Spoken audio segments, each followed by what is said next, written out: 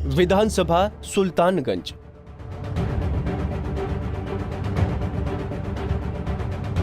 बिहार के 243 विधानसभा सीटों में से एक सुल्तानगंज विधानसभा सीट है। भागलपुर जिले में स्थित ये विधानसभा क्षेत्र बांका लोकसभा निर्वाचन क्षेत्र के अंतर्गत आता है। बता दें कि ये सीट साल 1951 से ही अस्तित्व में है।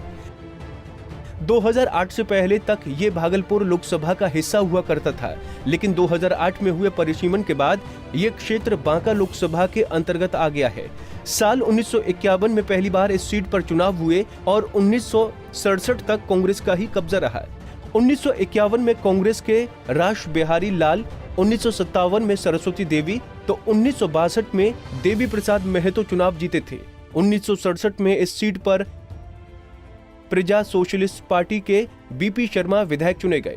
1969 और 1972 में इस सीट पर एक बार फिर से कांग्रेस ने कब्जा जमाया और राम रक्षा प्रसाद यादव लगातार 2 बार विधायक चुने गए। 1977 में यह सीट जनता पार्टी के खाते में गई और जागेश्वर मंडल विधायक बने। 1980 और 1985 में भी कांग्रेस का ही कब्जा रहा। 1980 में नंद कुमार माझी और 1985 में उमेश चंद्र दास विधायक चुने गए।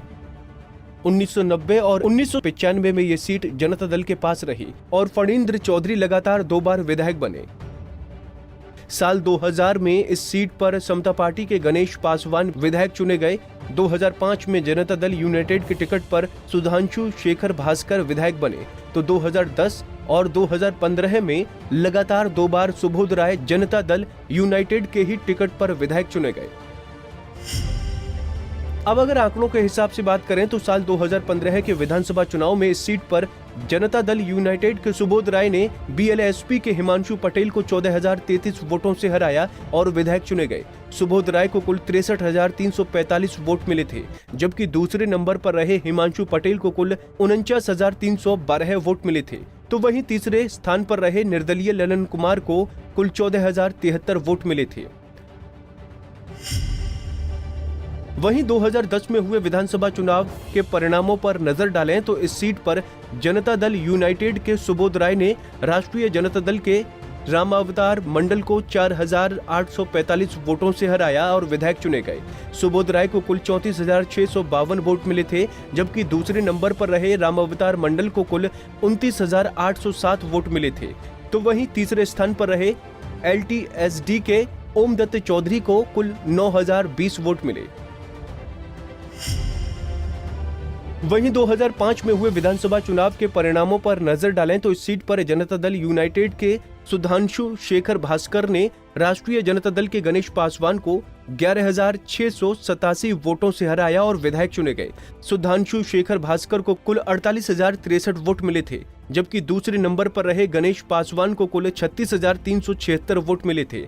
तो वहीं तीसरे स्थान पर रहे सीपीआई के विजय कुमार पासवान को कुल 6,508 वोट मिले थे। हाल के कुछ चुनाव को छोड़ दें तो इस सीट पर सबसे ज्यादा कांग्रेस का ही कब्जा रहा है, लेकिन पिछले 3 चुनाव परिणामों पर नजर डालें तो लगातार इस सीट पर जदयू जीत रही है। पिछली बार के चुनाव में जदयू का गठबंधन राजद और कांग्रेस के साथ था, लेकिन इस बार जदयू एक बार फिर से एनडीए में शामिल है। ऐसे में जदयू को बहुत ज्यादा नुकसान होता दिखाई नहीं दे रहा है, लेकिन कई छोटी पार्टियों के मैदान में आ जाने से सुल्तानगंज विधानसभा का समीकरण जरूर बदल गया है। ऐसे में किस पार्टी को जीत मिलेगी, ये कह पाना काफी मुश्किल है। Bureau report, Punjab Kesari TV.